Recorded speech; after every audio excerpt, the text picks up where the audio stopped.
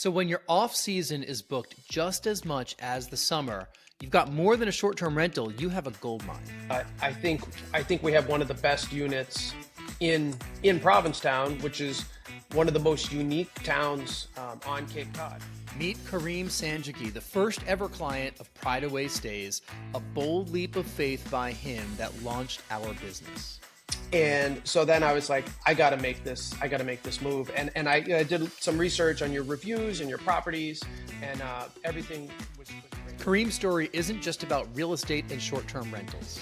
It's about reclaiming time, choosing passion, and living intentionally. Where I was able to just stop working and focus on playing music. I had an opportunity to go to Los Angeles last week.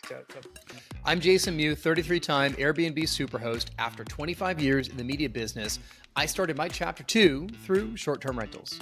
Since then, I've hosted over 6,800 guests and their dogs, and we're now managing over $30 million worth of vacation homes, including the 5 that we own and the 22 that we manage on behalf of others. This show is all about helping you create a smart stay. Profitable, personal, and built to last. It's real-world hosting done smart. Let's go. All right, Kareem, I'm so happy that we finally got you here on the show. I've been thinking about an episode like this for a long time, but I didn't invite you until recently. And let me introduce our guest properly. Rory, you've met our guest before, Kareem Sanjaghi. Kareem was our first client at Prideaway Stays, our very first client, and we're grateful for all the work we've done together. He's a property owner in Provincetown, Florida also, right? And yes. Massachusetts, your primary home. And yes, you'll probably see him drumming all over the place on Cape Cod because he is a Cape-renowned drummer. Are you world-renowned? In my head, I am. I like to think there's one Kareem that plays drums, so it gets me a lot of attention, I guess. They are. And I love your Instagram handle, Kareem of the Crop, right?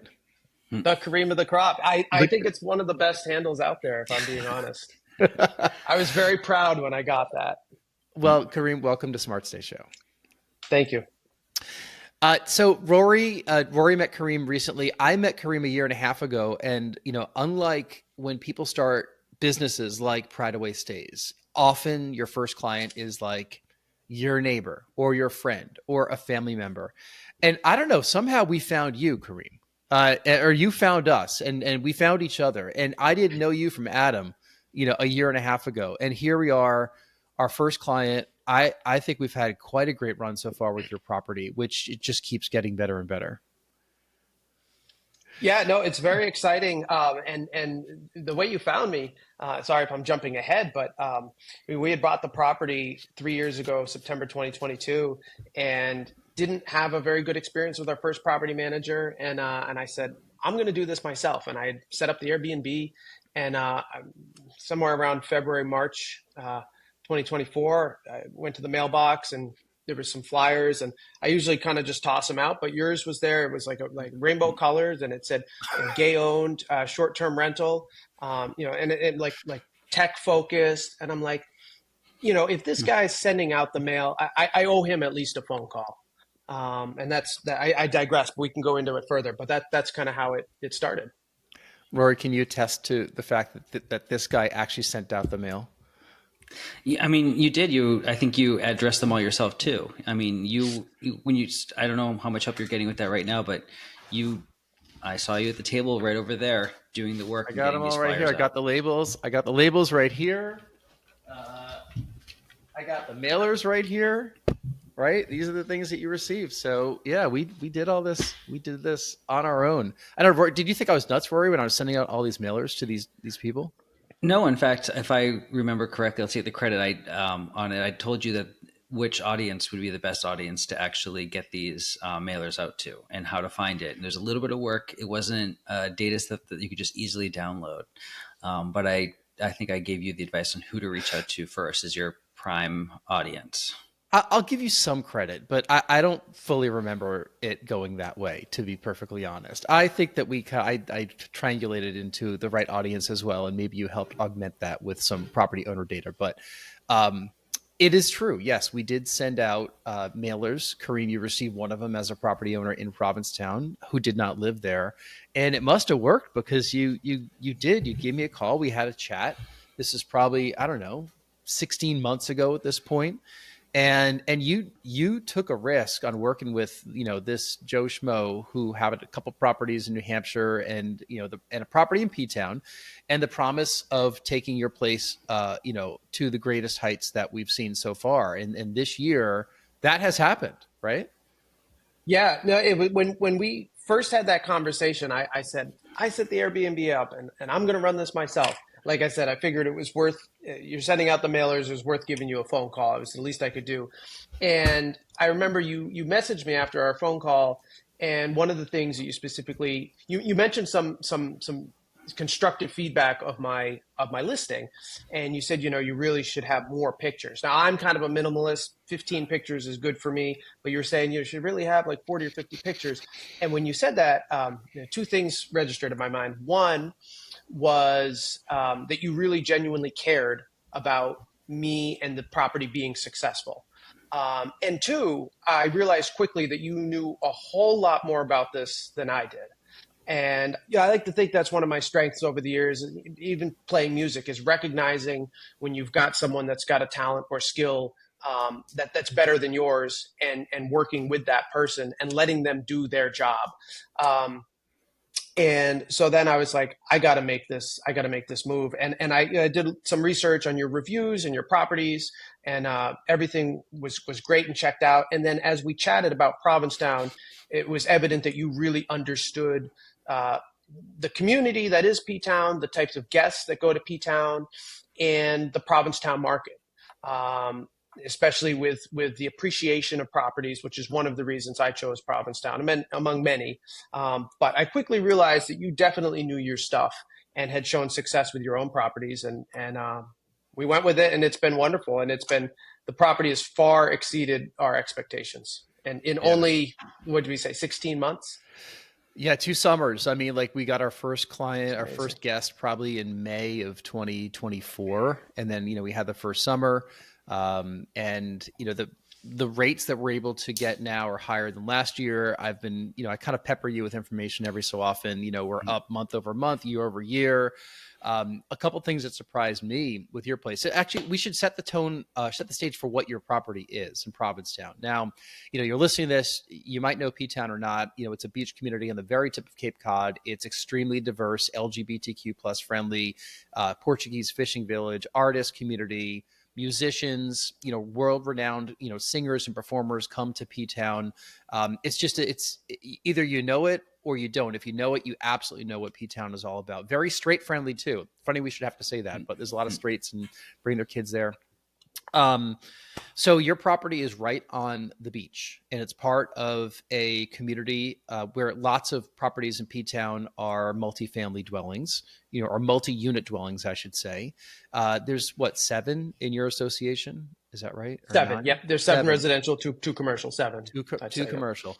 Kareem's unit is at the far end where it actually walks out onto the beach. So, there's a deck in the back, which has stunning, gorgeous views of Provincetown Harbor. There's a small beach area, that is private for your unit.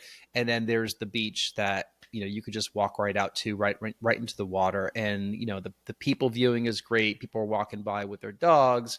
You're sitting out on the beach. You watch the sunrise, the sunset, the boats coming in. I mean, the view is just killer. Your unit itself is small. How many square feet? 300 something? About 400 square feet. It is small for sure. 400 square feet, and a 400 square foot beachfront unit in Provincetown today, recording this in the summer of 2025, is probably a $1 million unit. I mean, the unit above the unit above ours listed for 1.5. And it's very comparable. It's pending. I don't know what it's going to close at, but you're in the 1.5, 1.6 range for sure. It's and it's an expensive market. Many markets, a $1.5 million property, Rory, would be, a 4,000 square foot home, right? Yeah, even where we live in a relatively expensive market, it's that would buy you quite a bit of house. Right. So we have this condo. You bought this as an investment in 2022, Kareem. You paid, what'd you pay for it? Just over $1 million? We paid $1,035,000 for it, which I think was a little over what we should have, but it was also, we're coming out of COVID, and sometimes you kind of have to be aggressive to win the properties. Yeah, and the Provincetown market has just gone crazy of late. I don't even know if things are softening now. I mean, if you're saying that the unit right above yours is selling for 1.5 right now, that's a great return in just a couple years having this property. And also, let's talk about some of the benefits of this property ownership as well, because not only are we getting a lot of cash flow for you with, short-term renting the property out, but have you taken advantage of any of the other tax benefits or depreciation or anything else, Yeah, with this? yeah, we take advantage of the depreciation every year. I let my accountant pretty much kind of figure that off. But yeah, I mean, we're able to legally through the tax code write off pretty much all of the income that comes in. So it's definitely tax benefit is definitely one of the advantages of owning real estate. That's for sure. Location is important wherever you're looking for short-term rentals. And at first, when I saw your property, I was thinking, all right, it's a 1-bedroom. It's going to compete with a lot of bed and breakfasts. I wasn't exactly sure what to expect. That was one of my first comments, actually. And I think that we've learned a lot along the way as well. I mean, I appreciate all those comments about how we knew our stuff for the market, but we swear we don't know everything. And a lot of things that we learn as we're doing it too. We learned that your unit, which does not have parking either. Okay. So this is a beachfront condo without parking in a great location on Commercial Street in Provincetown, set off of Commercial Street. So you can't even hear the passersby that are on Commercial Street, which is the main drag in P-Town.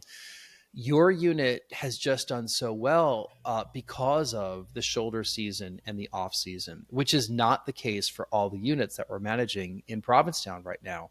We learned that as the year goes on, obviously you can't charge the same rates in the summer and in the fall and the winter, and we adjust the calendar accordingly, using all of our pricing software. But your unit has been remarkably consistently booked, even in the off season, and I think that it's because of the types of people that go to P-Town in the off season. People are traveling less with a larger group; they're traveling with their partner, their husband, their wife, their spouse, or themselves, and they're looking for a unit that is closer to the middle of town. Because as the season goes on, fewer and fewer things are open. So your unit kind of checks off all those boxes, and we were able to get, a decent rental flow even in the first quarter of this year, which is desolate in P-Town. And I think that buying right and buying that unit that you bought, you might not have realized that stuff when you were buying it. But I mean, that right there probably increased your, booking revenue by 30%, if not more, versus buying just a street away. Yeah, one of the things we had been looking at was for a unit on Commercial Street, which for those listening that might not know, that's the big street in Provincetown. That's where all the shops are and venues and restaurants. Yet our unit is set so far back from Commercial Street that when you're out there, you can't hear anything. And the day I went and saw the unit was a very busy August day, midday. Commercial Street was jammed, and went out on the back deck of the unit and couldn't hear anything. And so that privacy combined with the location really makes it a top tier property. And another reason we bought it. Yes, it's 400 square feet, which is small, but there's a big deck that's about 250, 300 square feet, which just expands the property, and that's really why we bought it, was because of that deck. You can sit out there and have dinner, lunch, breakfast, etc.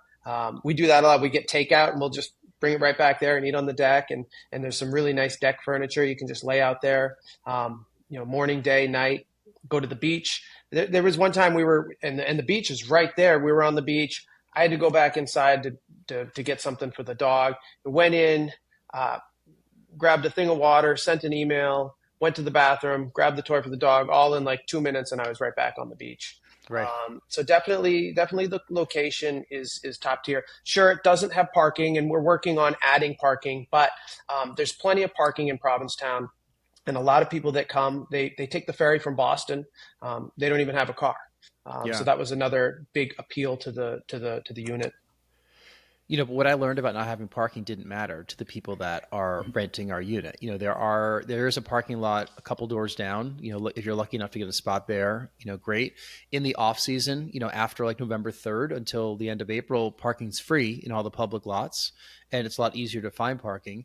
And you're right, the people in the summer that are going, they know it's not like it's a surprise when they get there and there's no parking, right? Like, that would be a mistake on our part, either if we promised parking or if we like downplayed it. Oh, it's simple. Like, you just park in this tiny 25 car lot next door, which is always full in the summertime.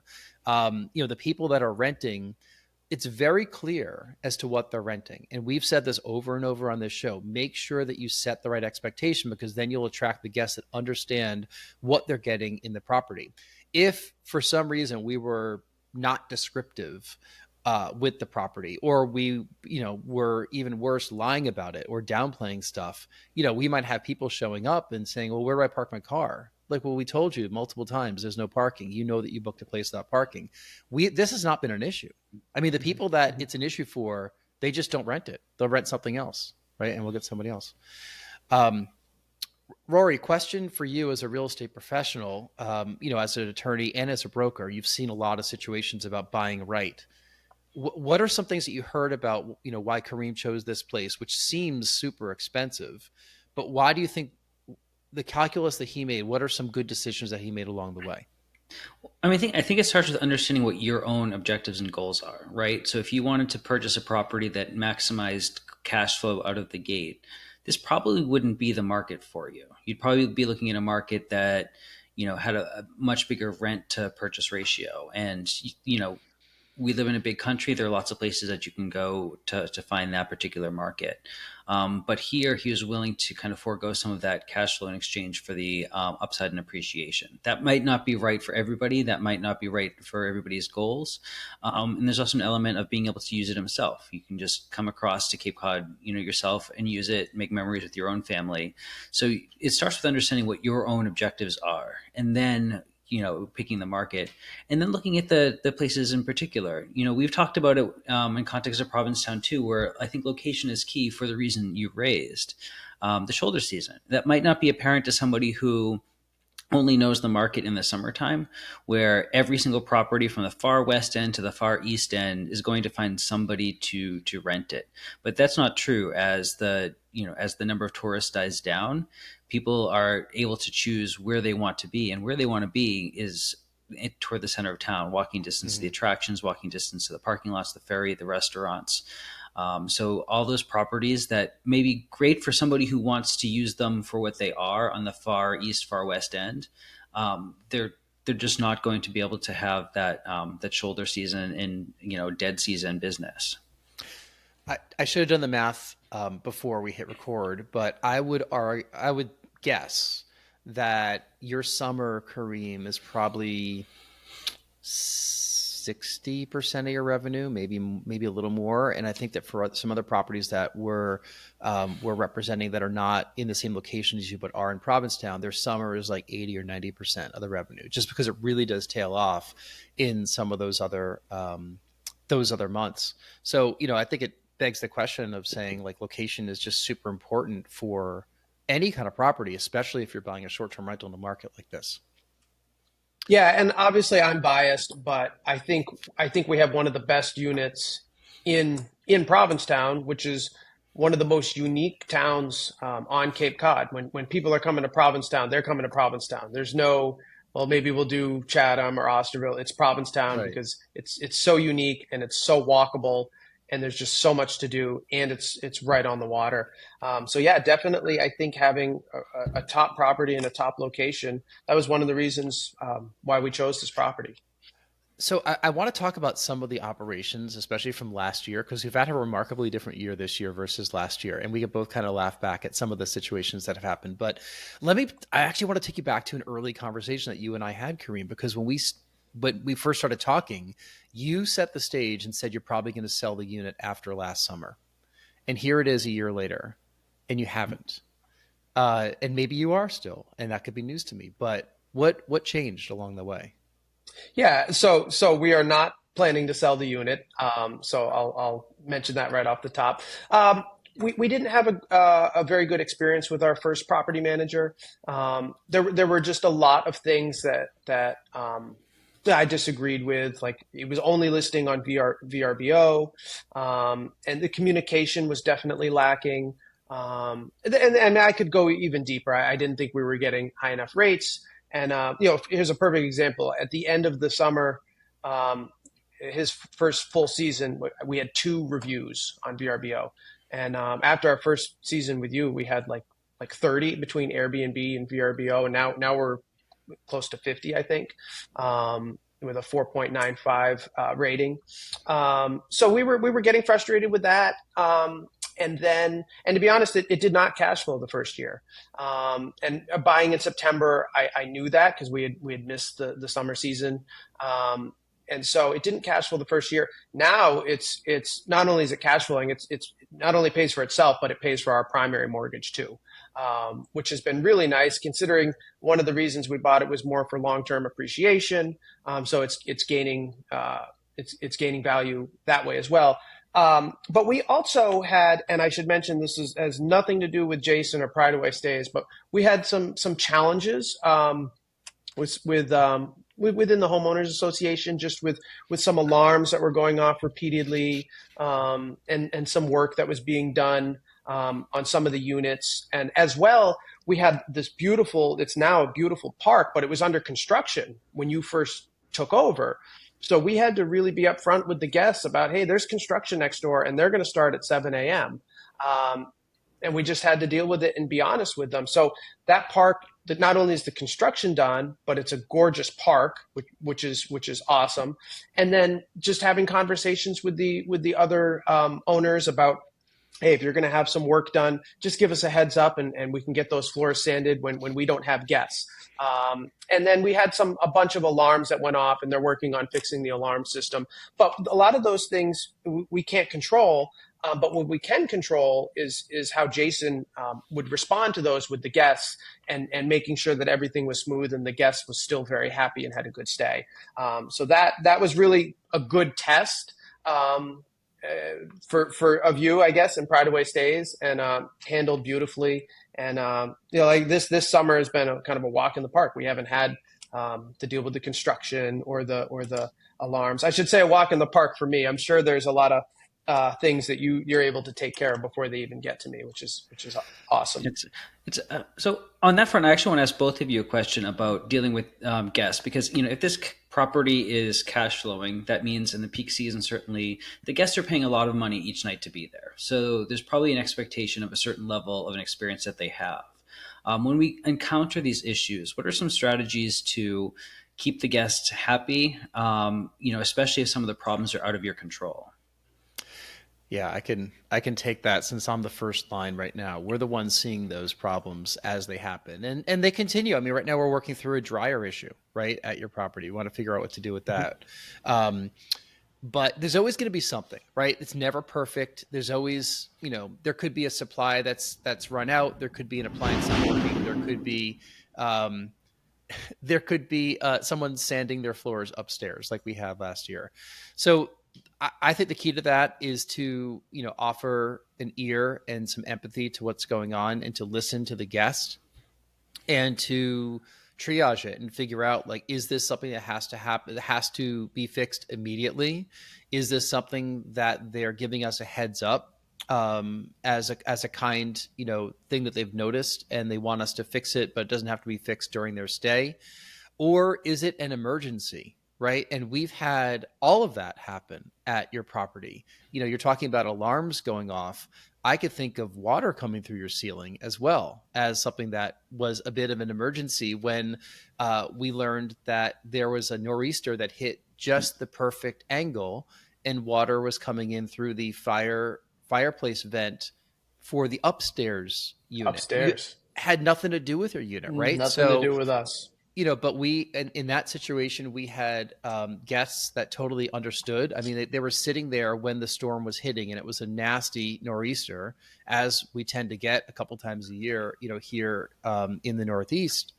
and there was nothing we could do. So they put some buckets under it. They were understanding. We figured out what to do afterward. And had to open up the ceiling, go back and forth and back and forth and back and forth with a lot of people to figure out what happened. But again, eventually we figured out the source, and everything got repaired, or at least their fireplace was. What did they do? Are they still using their fireplace? They fixed the vent. They replaced the vent. Mm, I'm not sure. I believe they're using it. I mean, we haven't had any issues since, and that was, I think, handled way back in like September. yeah. But yeah, I mean, that's one of the things of owning real estate. Just like your primary real estate, things are going to break, things are going to happen. And you just kind of have to roll with it when it happens. And then I'm always thinking, like, I go get this thing with the dryer. We don't know what it's going to cost. Worst case, I have to replace the dryer, maybe the washer too, a couple $1,000s. And it's easy to look at, oh, it's like a couple $1,000s that's coming out of the cash flow. Then you think, well, the tenants are paying for it, and also the property's appreciating. So the property's worth a whole lot more than the $2,000 or $3,000 that we just spent. It's worth a whole lot more this month than it was last month or last year. Mm-hmm. But that's one of the things about owning the condo is there are other owners, and you have to work with them. And sure, it's challenging and frustrating when something happens that's another owner's responsibility. At the same time, I know my unit could cause an issue, so at any point. So I don't want to really come down on anyone. It's just about working with the other owners, and coming to a Yeah. resolution that has everyone happy. I think that's a great point, is that, we could be the source of some of this in the future. So we want to be kind with everybody as we're trying to troubleshoot stuff. But, last year I could think of a drone being flown off your deck. And it was people from the association that were checking out the roof, but they didn't give us a heads up because they didn't think anybody was in the unit. And I was like, what on earth? So if I'm renting a property and I open up the shades and there's somebody flying a drone off the deck, I might freak out too, rightfully. Sure. Sure. Despite the fact that it was something that was for the good of the building. If you're living in a multi-dwelling building, and, I'm pointing fingers at everybody listening to this that have, a condo within other ones, realize that other people are in your building too. I mean, we're going through the same. I actually referred to the sanding situation just last night with Rory, because we have another client who a very similar thing happened, where there was work being done upstairs on both weekends that these guests were here for like a 9-night stay. And we had to ask the guests, we're like, hey, what is your upstairs neighbor doing that's causing all this disruption? And our owners didn't know, which means that the upstairs neighbor didn't give anybody the courtesy in the building that they were going to be doing work that was extending across a couple weekends in the summertime.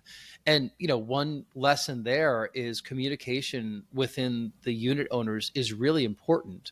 And just because you're going to do something in your unit, it doesn't mean it's not going to affect the other units. I've had situations at my condo in Provincetown where Rory and I had to, what'd you write, a demand letter to our neighbor? And I mean, in that case, one of our, our fellow unit owners put an air conditioning condenser right in our walkway that obstructed one of our necessary egresses. And the neighbor took months and wasn't answering us and said, oh, there's nothing you can do. And I mean, that's patently unacceptable. That's one of the ways in and out of our unit, just completely blocked by a compressor. So we had to be aggressive, but that's a lesson there in just not being a good neighbor. People make mistakes. Contractors do things that you don't expect. But you want to be responsive to your neighbors. Your unit will, you will make mistakes. There will be issues that come from your guests. There'll be issues that come from just your ownership. And it's not about being perfect to your neighbors, but it's about just being courteous and giving, and working with them when they need something.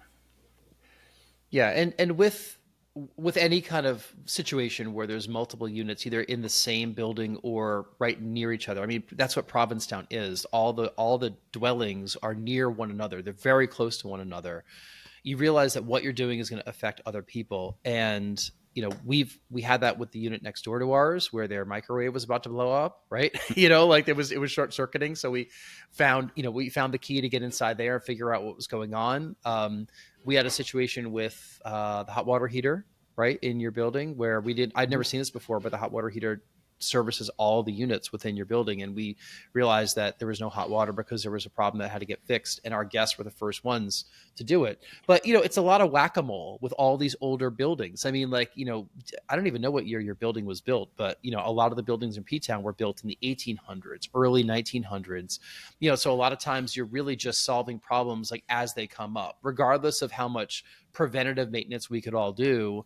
It's understanding that, systems will go down at times that you just don't understand, when or why.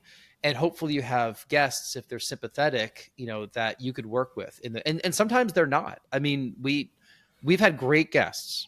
We had the one guest that didn't like the park being built next door. Right. And you were talking about that park earlier, Kareem, and have you seen the park since? Like it looks fantastic. It's gorgeous. Yeah. It looks incredible. It looks incredible. And sure, it's tough to see that when you're in the middle of construction. It's tough to see the future. But yeah, I mean, we live in a world where it is very difficult to keep people happy in general. I mean, we see it at a restaurant. Someone orders a cheese pizza and they bring out a pepperoni pizza and they freak out. So it's just a matter of, like you said, setting expectations. And I think we can't control when these things happen, but we can control the response. So I know you're right on top of it, getting right back to these people. So that's always a huge thing. When they reach out, to them, it's always an emergency, regardless of what it is. They run out of coffee, it's an emergency. And you answering and getting right back to them is like the first line of defense and the first line of turning and making it a positive experience. I just want to add a couple of things. One of the benefits of working with Prideaway is Rory, with his legal expertise. When we had that situation with the leak, I was ready to kind of turn the temperature up, and I met with Rory, and he settled me down. And we kind of worked through a way of communicating with the other owners, because these are my neighbors, right? I want to make sure I have really good relationships with all of them. I see them when we're there. We like them. They all do mean well. And we were able to resolve that without, having to turn the temperature up. So that was a huge benefit of working with you guys. And then also when we talk about condos and other owners, I mean, I've listened to podcasts where they'll say, you should never buy a condo. And, Provincetown is a very, very unique condo-driven market.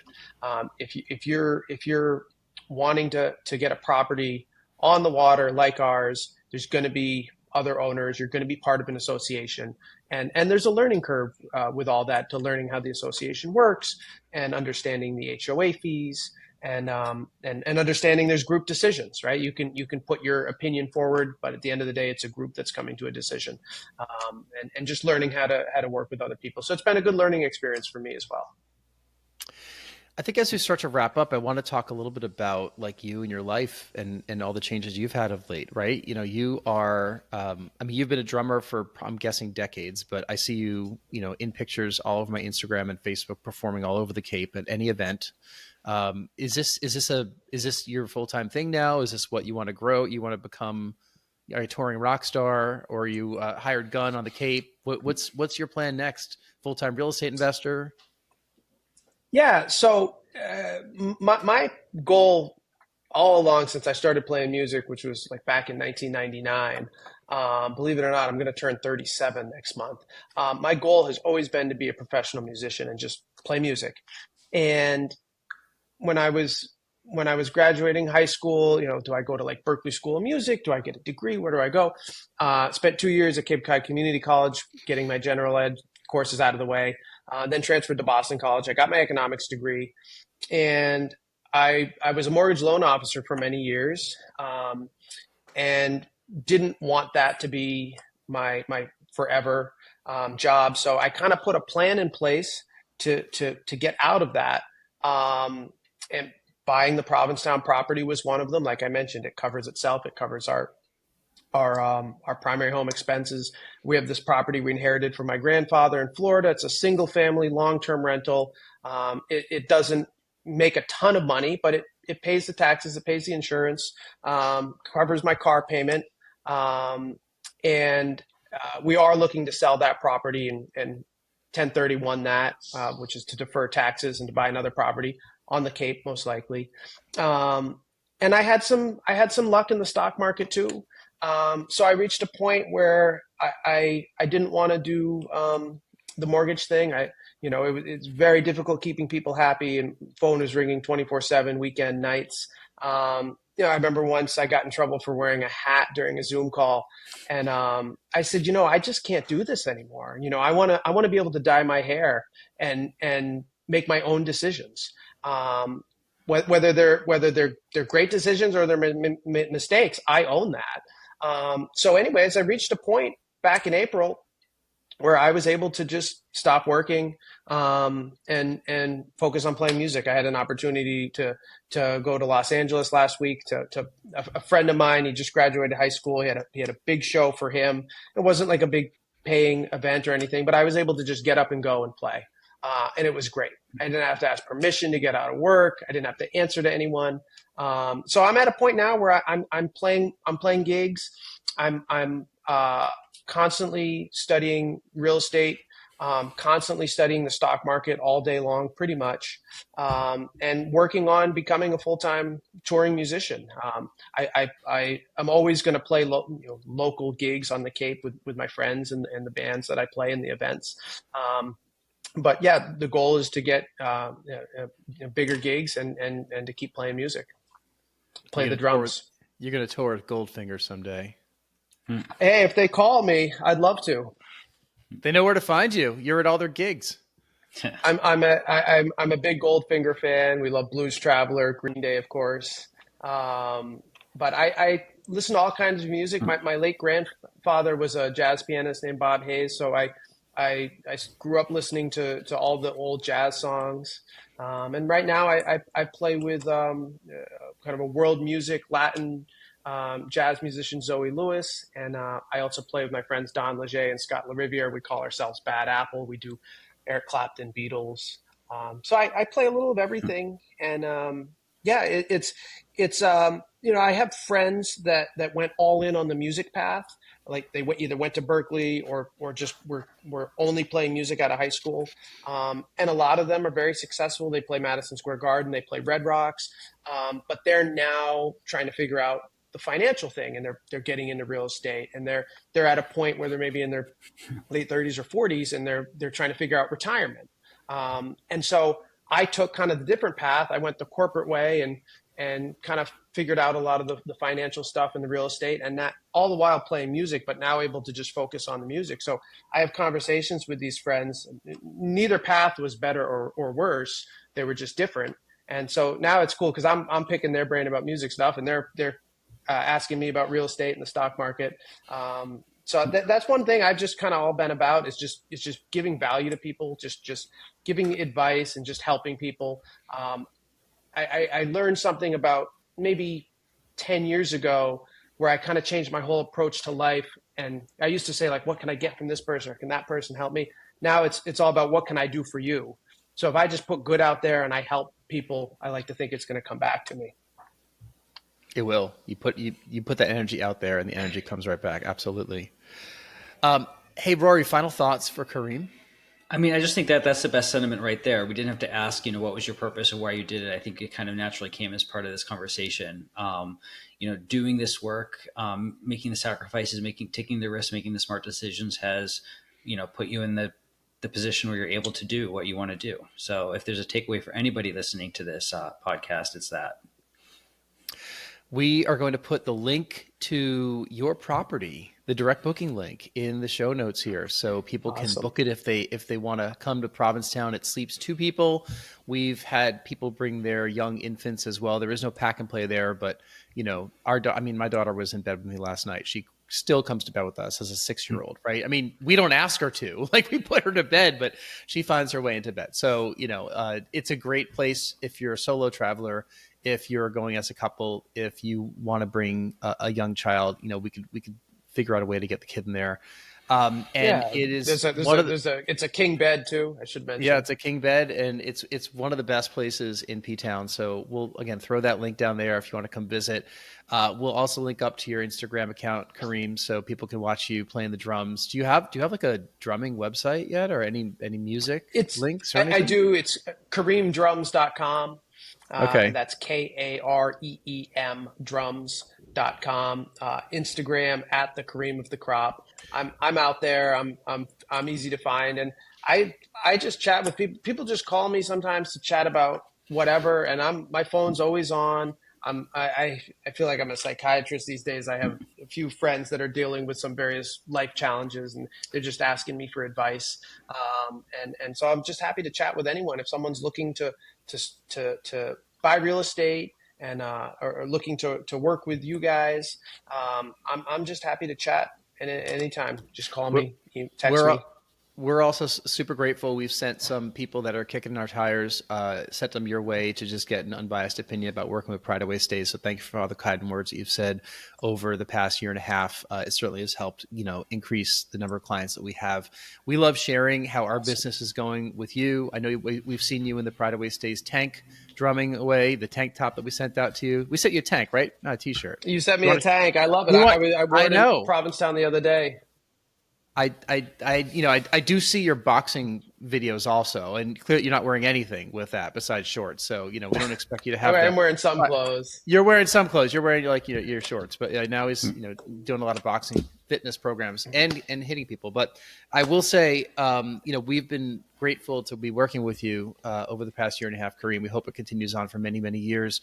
I always know that I could text Kareem at any time. He is an early morning texter and a late night texter, as am I.